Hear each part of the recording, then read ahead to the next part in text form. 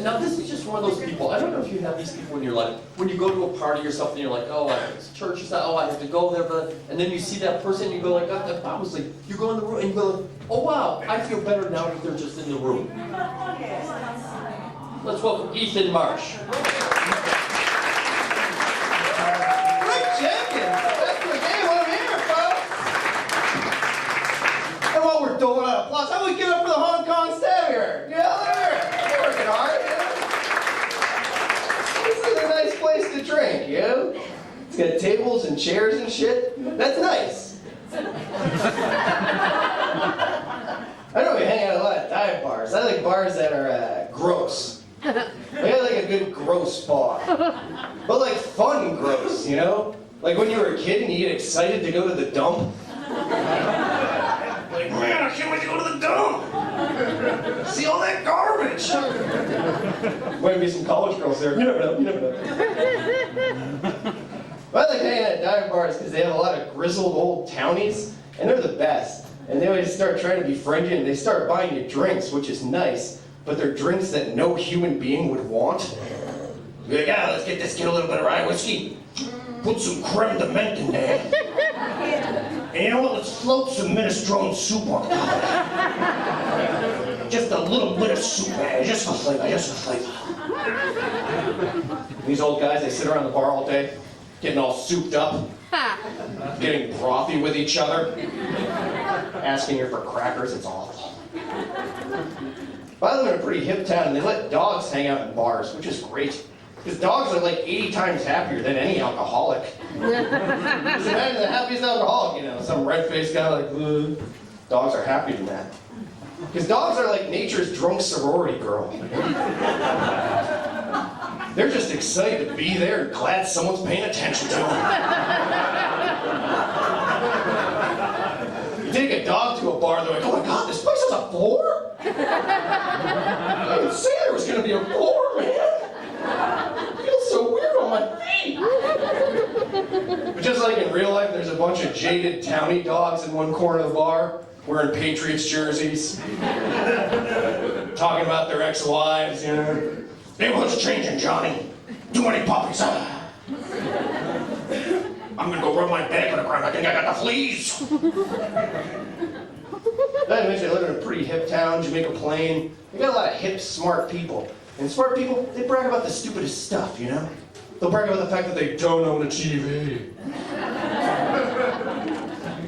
Or that their bike is made of hemp. Or that their dog is a vegan.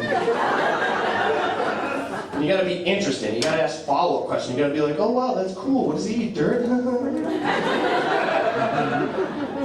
One of my friends, he even bragged about how bad he smelled. He said, I only shower once a week, and I don't wear deodorant.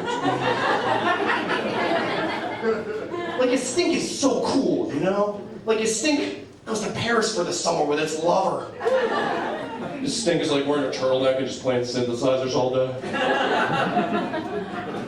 Hey man, I don't know if you're doing anything next weekend, but my stink just opened an art gallery in Brooklyn. Let me know if you're in the city, it's gonna smell really bad. But it's really nice to be in Cambridge. I like Cambridge because it has like the alpha homeless dudes, you know? It's got like the homeless dudes that get in your face and they're like, nah man, you're the problem.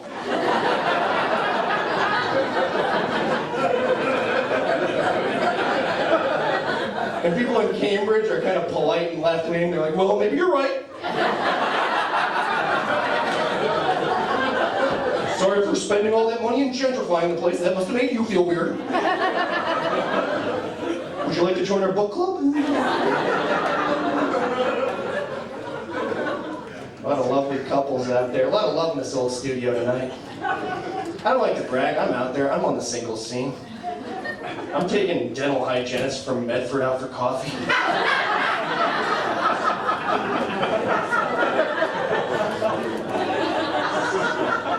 Asking them what their dreams are like. The answer is not that interesting.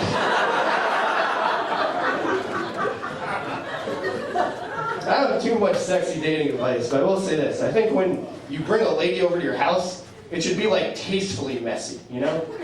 It shouldn't be too clean or she'll be like, what is this guy, a serial killer? It should be like tastefully messy. You should bring a lady over and be like, oh, sorry about all these Renaissance paintings. Move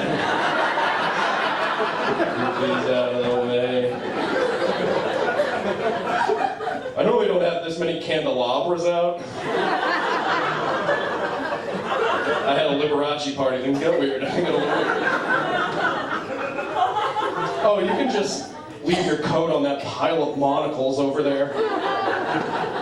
My opera buddies were here. Monopoly guy, you might have heard of him. Shake your head at women like that. Pretty cool, pretty cool. Guys, I wasn't always this good, all right? I didn't walk out of the womb this perfect. I had an awkward phase. I think we all did. There was a period in high school I was writing horrible poetry. I was reading it at coffee houses. I was wearing a beret. I was telling everyone that I was into jazz. Is there anything worse than a high school kid that's into jazz?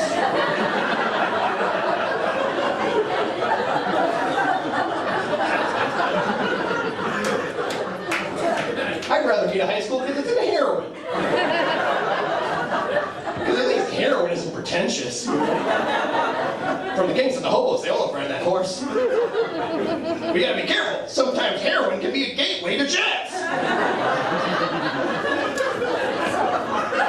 You're all doped up, lying around the floor of your apartment, thinking to yourself, man, I could really go for a song that's 17 minutes long and sucks.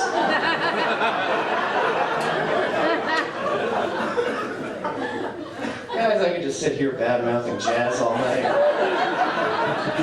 But what does it mean? You know, what does it mean? I'm talking about things we enjoy in life, things we're passionate about. I'm a really big fan of tea, the beverage tea.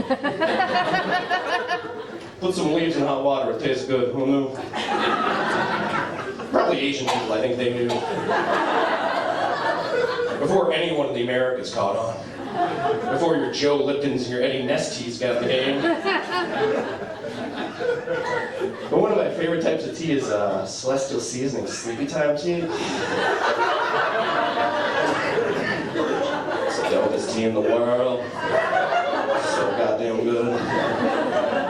In front of Sleepy Time tea, they have a picture of a bear just wearing a little nightshirt. Just got a little nightcap just docked to the side. Just dozing off his little bare face. Oh, beach, where am I? That's the thing, I like Sleepy Time tea. A lot of my friends, they like to drink Rowdy Time tea. And that's just Canadian whiskey with caffeine pills floating in it. In front of Rowdy Time tea, they have a picture of a bear taking his shirt off and screaming at everyone. It's not a very good tea, if you ask me. I'm sorry, I'm a little distracted. I just went through some really intense family stuff. I was hanging out with my dad, and I realized that he was wearing women's deodorant.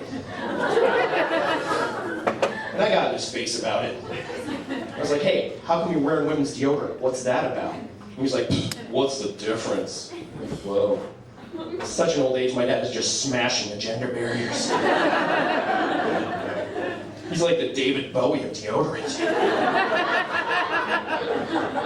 How's your retirement, dude? Oh, it's very androgynous. I'm wearing a lot of shawls.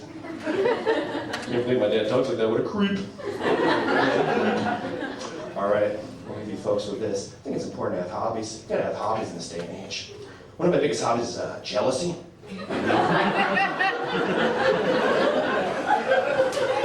But not being jealous of someone's house or someone's car. That's garden variety. Anyone can do that. You should be jealous of stuff that no one else in the world is jealous of. Be jealous of bald guys, because they always have the best hats. Be jealous of 80s breakdancers because they believe in who they are, even if they believe that they're a robot or a worm. Be jealous of fat dudes because when you shake their hand, it's firm yet soft. It's like shaking hands with a calzone, people.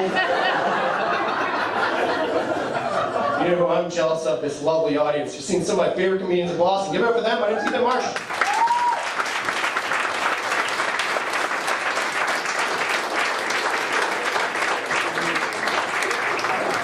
What I'm talking about?